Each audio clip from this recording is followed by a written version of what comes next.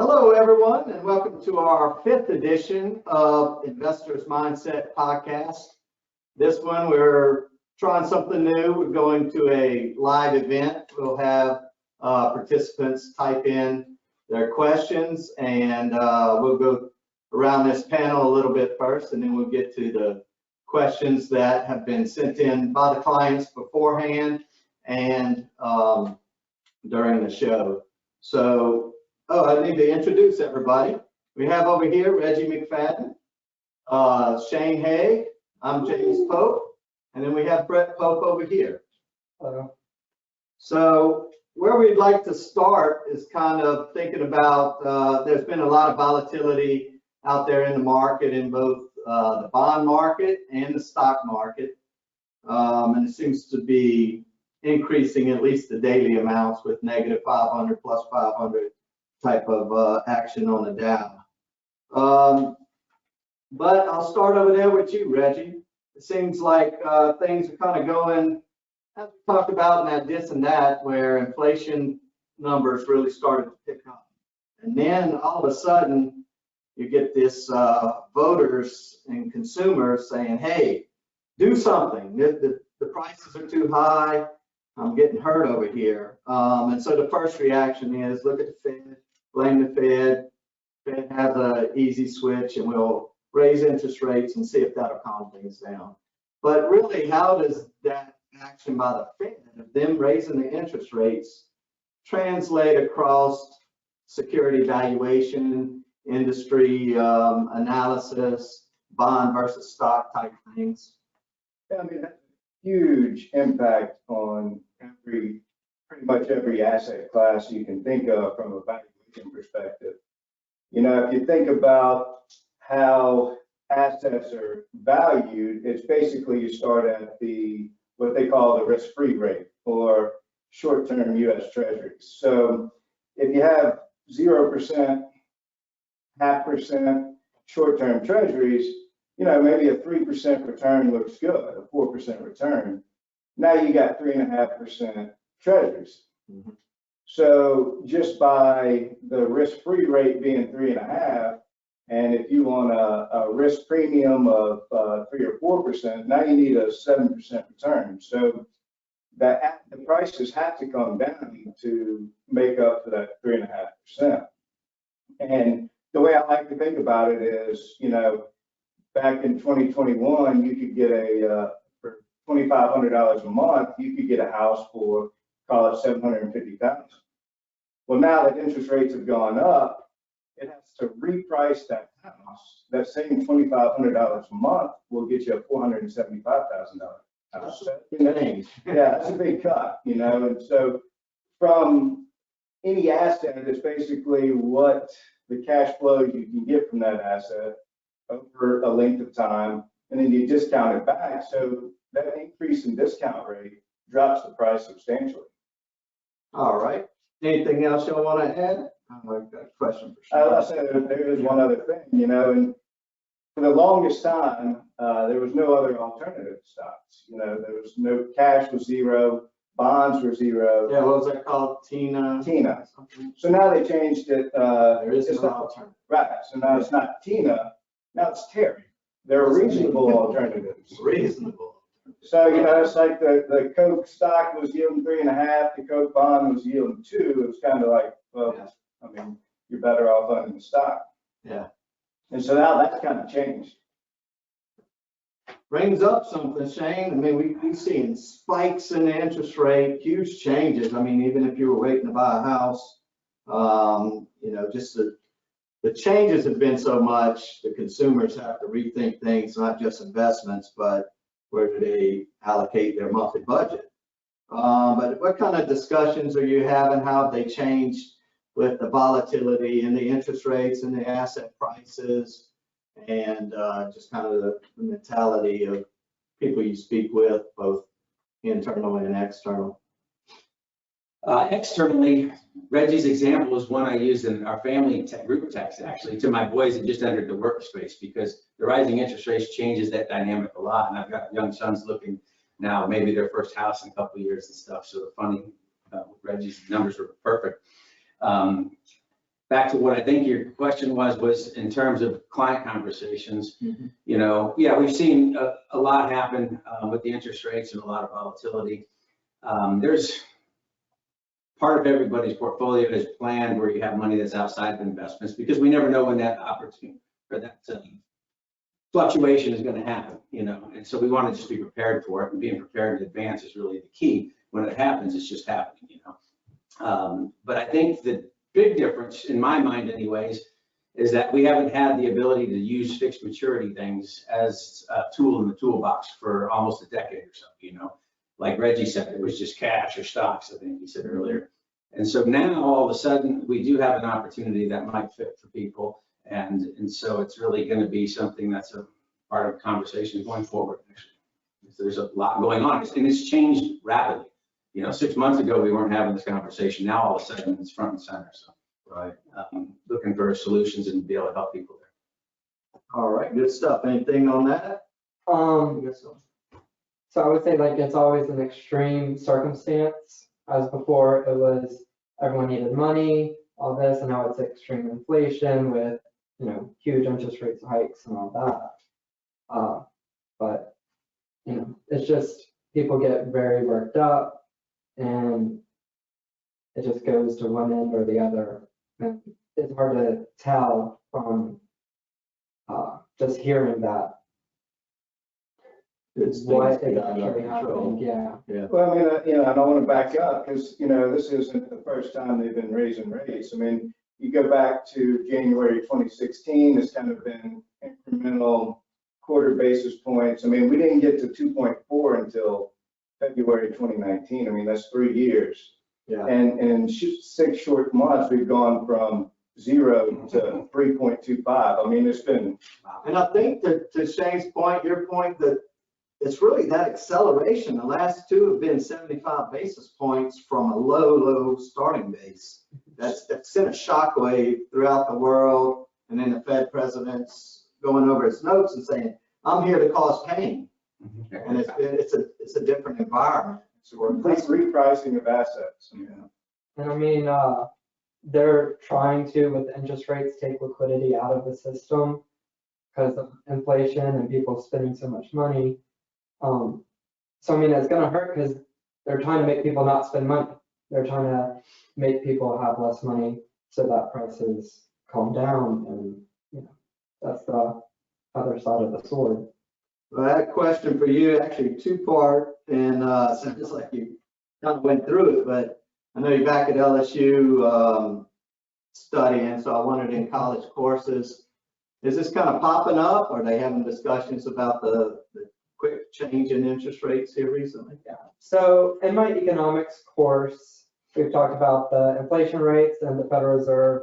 You know, how do they raise interest rates with the bonds and all this other stuff? But that's mainly the only course, and it's more of like the extreme circumstances, the textbook of like, you know, they do this and this happens, and you know, as we can see, it's not really playing out that, so they're keeping 75 basis point raise. But I mean, it's just interesting, you know, working with y'all here and the conversations versus during school. You know, the textbook of, you know, this happens if you do this. Academic reaction. But I think that's what we're talking about actually is a kind of a bigger picture here for our audience at home. We've kind of been talking a lot about stock investing and buying good businesses. And then in my view, you put the bond markets back on the table now for investing. And that's something that hasn't been on there before. And Shane, I know there's differences in how you can invest in bonds. You can have an ETF, or you can go out there individually like we have with some stocks and buy them individually, and you get a fixed maturity date. You have the obligation back on the issuer to repay the investor. The investor doesn't have to have the uncertainty of, when does this mature? When should I sell it? When should I buy it? So can you talk a little bit about, you know, that difference between bond ETFs and fixed maturity?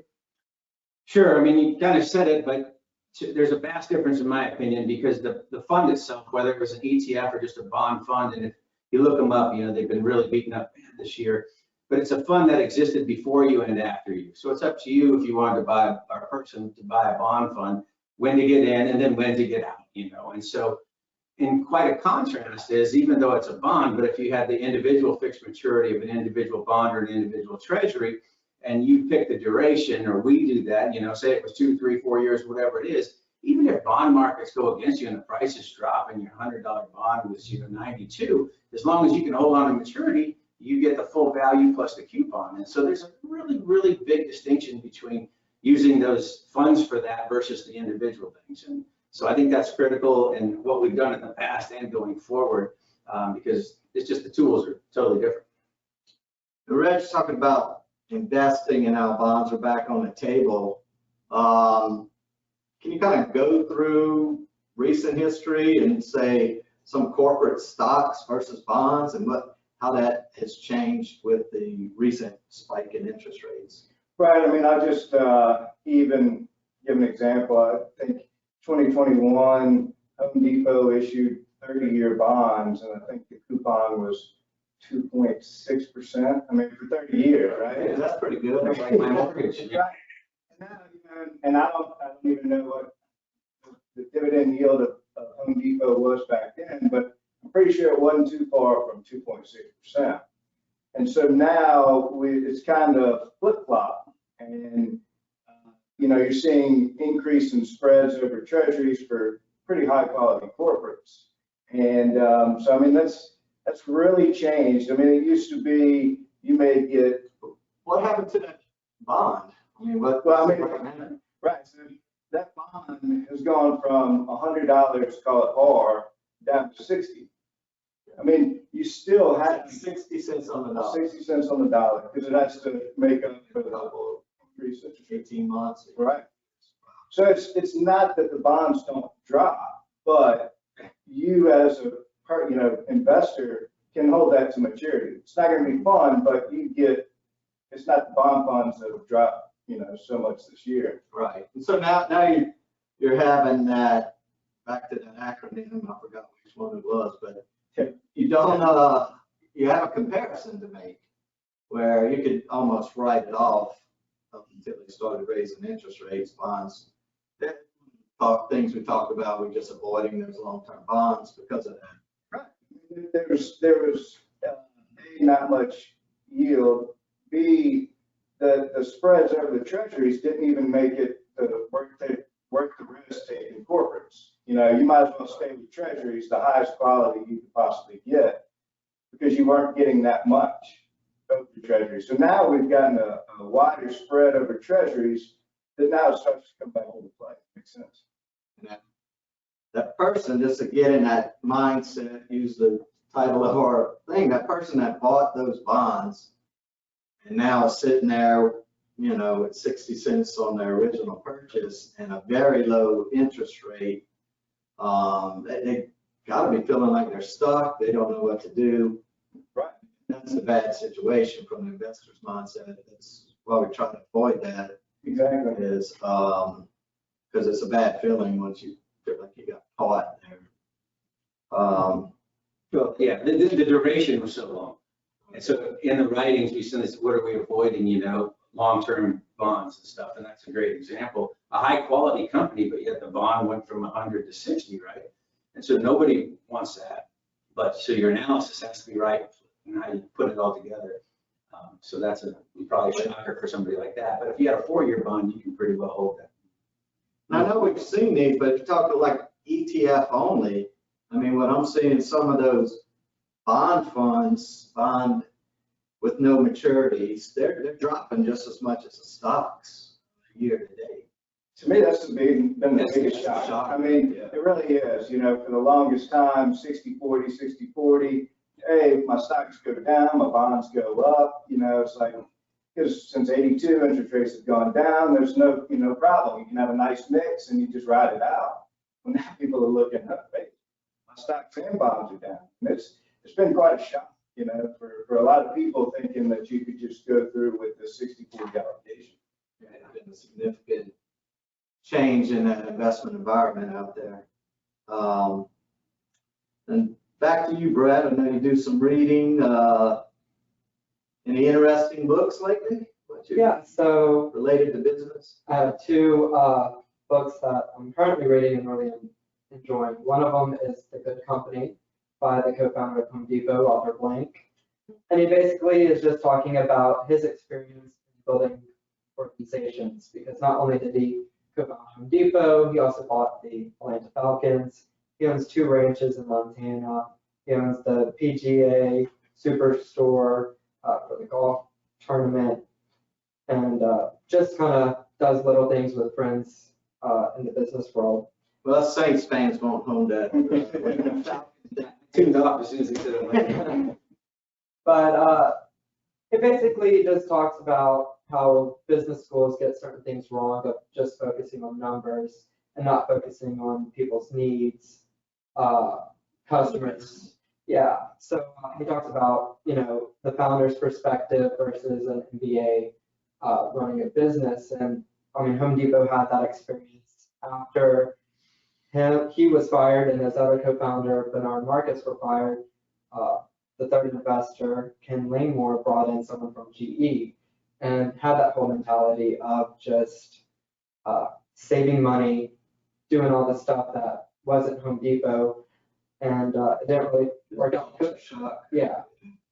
And then I have another book called The Psychology of Money. It was written by a psychologist who studied market habits and people's spending habits. And he basically came to the conclusion that our financial habits, how we interact with our money, is more based on our personal experiences than business school or something like that. So if we grew up with more money, interest rates don't affect us as much, and uses like the Kennedy family and stuff like that as example, and how lower income people tend to buy more lottery tickets, 4 times the amount of lottery tickets than middle class or upper class. And he talks about, just the upbringing and our emotions towards money, how that. Looking at more of this. I mean, we talk a lot about gambling versus investing and speculating, and you kind of have the gambling based on maybe your environment as you were young. I want to save some wrapping up and let all of y'all talk again about that. But I know we had one question before. Any questions and from the viewers? There's if you have any questions, y'all could just put them in the chat, or let someone type something in the chat if you want to speak. Go ahead. But so one question we have is, how did Hurricane Ian, or whatever it is, affect Joe? The St. Joe company, one of our investments. That's a good one for you, Reggie. Yeah, you could just pull Let up. me try to do this.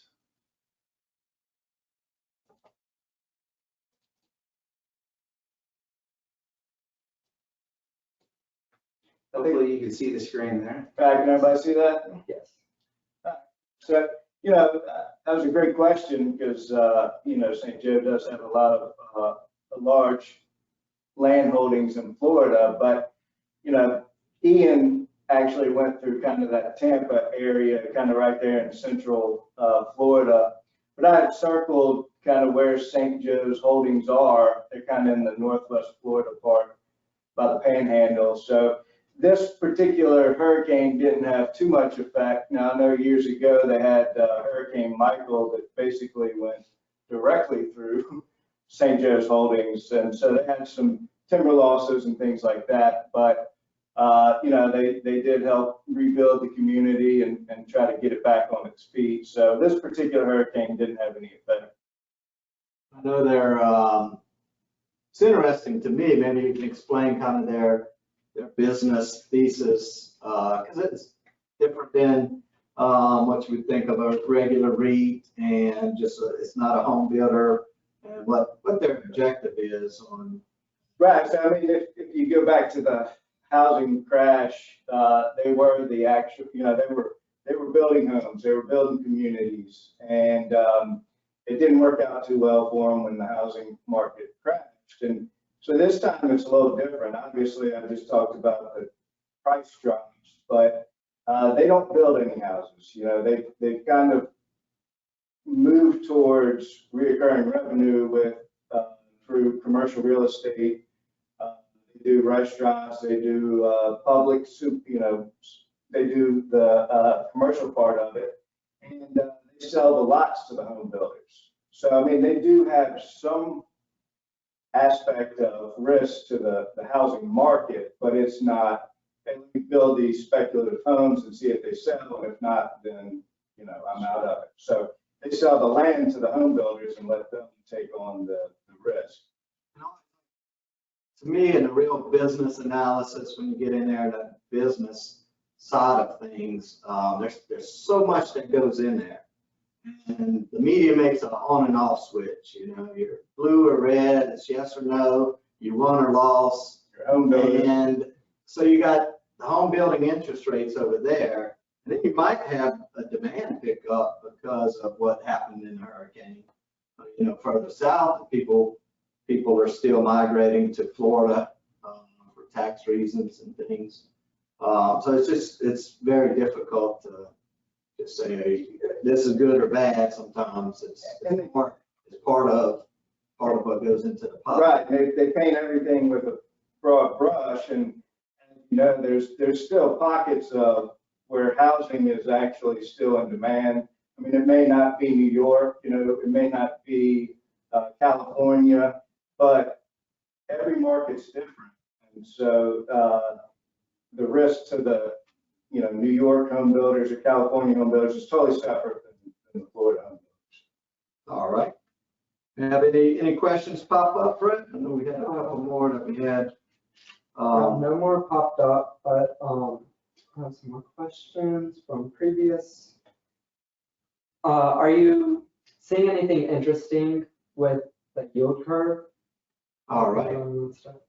Yeah, that's a good question. I'll take the first part of it and y'all can drop back. I'd like to explain the yield curve first is thought of as a graph where you have short-term maturities and then it goes out. So maybe you got 3 months, 6 months, and it can go all the way out to 30 years. And if you chart what the interest rate on that is, sometimes you could have an upward sloping yield curve, which means we're trying to get the economy going. We want people to invest out there and get those longer term high interest rates. And then there's an inversion in it when you have higher short term interest rates than you have longer term. That's usually from the Fed trying to slow the economy down. And I think right now we got a hump in there somewhere, Reggie. Maybe the favorite or the place to look in my view where some value might be in that yield curve, because the long term still hasn't come up very much. You know, it's still kind of low interest rates on that long term. Yeah, you still, to me, you know, if you look out, the long-term interest rates are still thinking that this spike in interest rates is temporary. So you still have that, you know, anywhere from 2 to 6 years is kind of basically flat.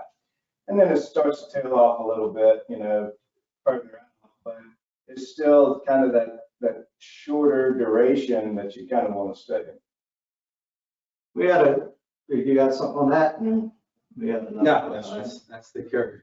To me, the only thing I would say is it was explosive and it's changed so quickly.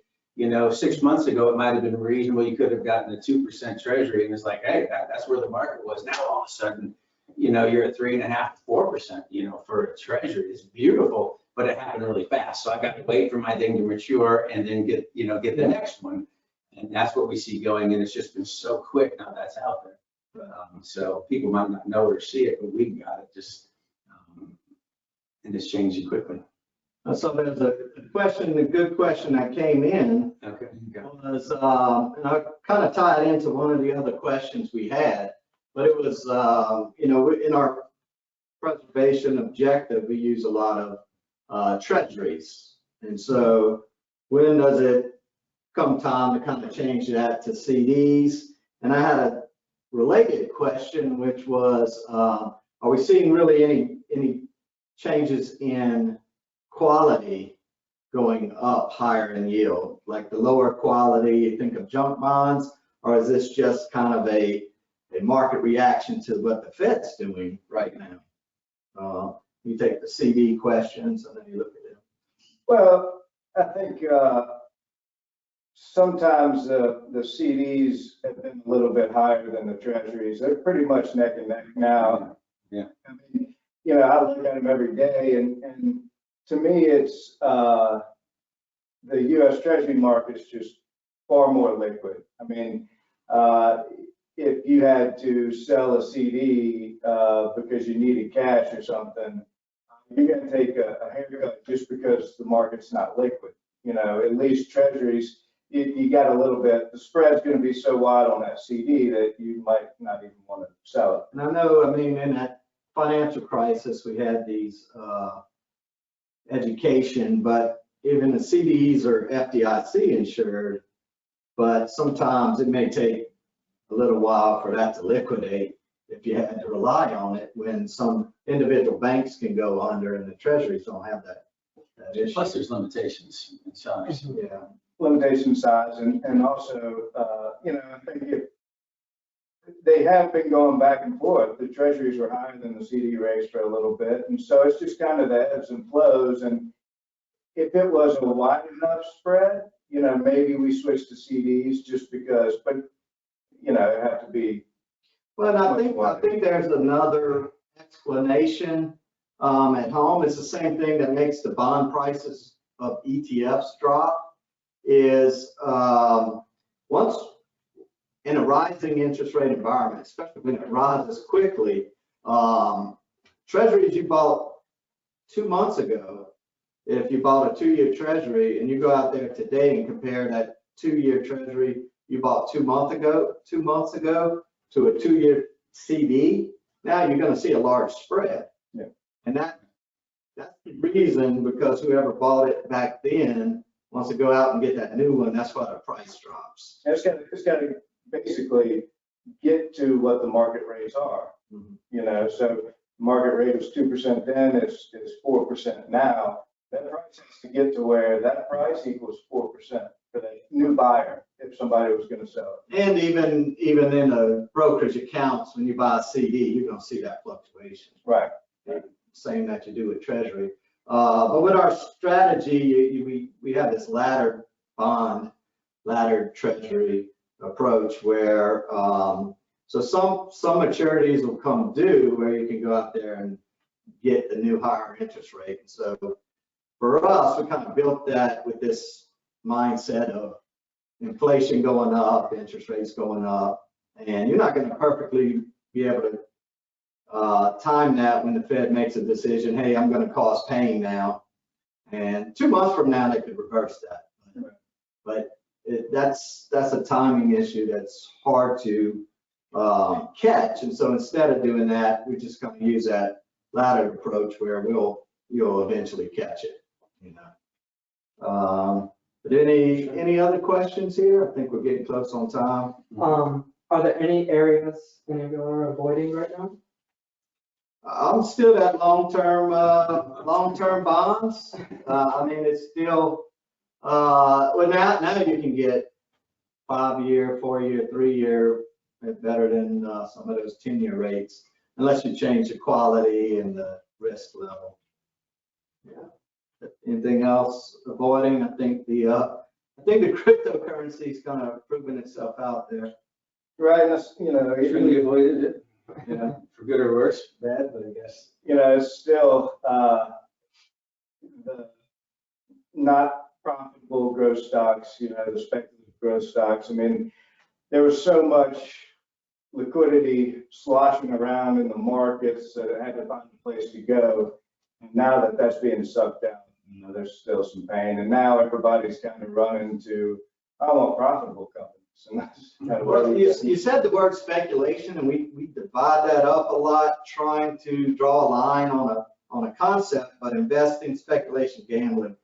We kind of all know what gambling is, but the speculation environment we were talking about was when there's no alternative, when there's no interest rate for investors, consumers of investments to judge it against.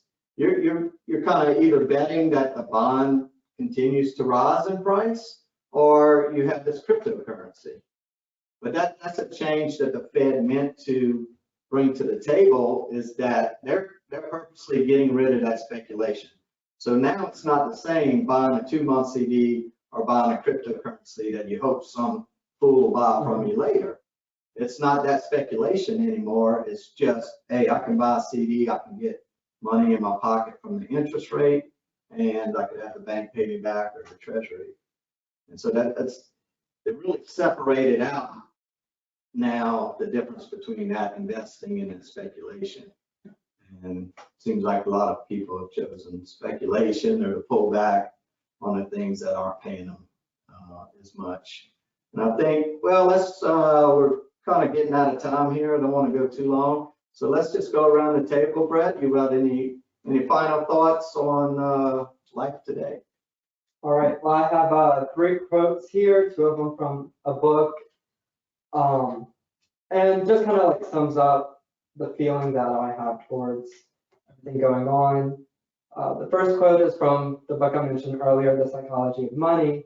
And it's nothing is as good or as bad as it seems. So it's kind of like the extreme, you know, like y'all were saying 6 months ago, it was 0% interest rate. It was like, that's extreme.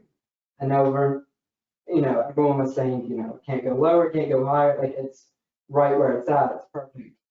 And then now it's can't go high enough. It's another extreme. And it's like, okay, kind of like an overreaction there. I have another one from a CEO. That's who I heard it from, but John F. Kennedy's originally who said it.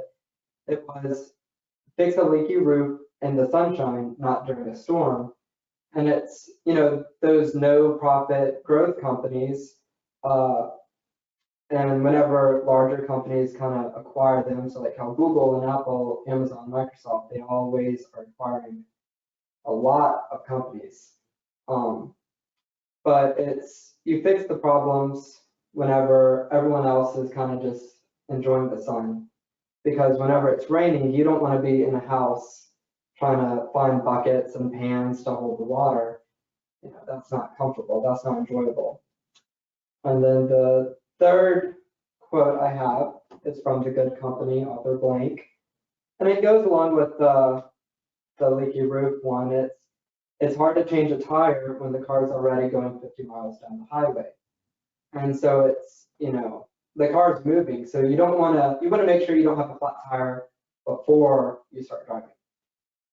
You're in a bad position if you're driving and then, all of a sudden, you're on your rim, but you've been driving the entire time with a flat tire. It's like, obviously, you could have did something about it and had a more enjoyable trip.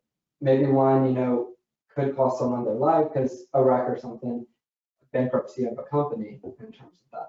A lot of preparation in that. I know we talked about that hurricane. We got a few pieces we talk about preparing for the storm before it hits. But any parting thoughts for you, Reggie? No, it's just kind of like Brett said, you got to really try to lengthen your time horizon. I mean, we know these times happen, and for me to say where inflation is going or where interest rates are going in the short term, I mean, it's basically trying to deal with what's out there. I mean, like now all of a sudden we could look at corporate bonds. So it's being real flexible, and it's lengthening the time horizon.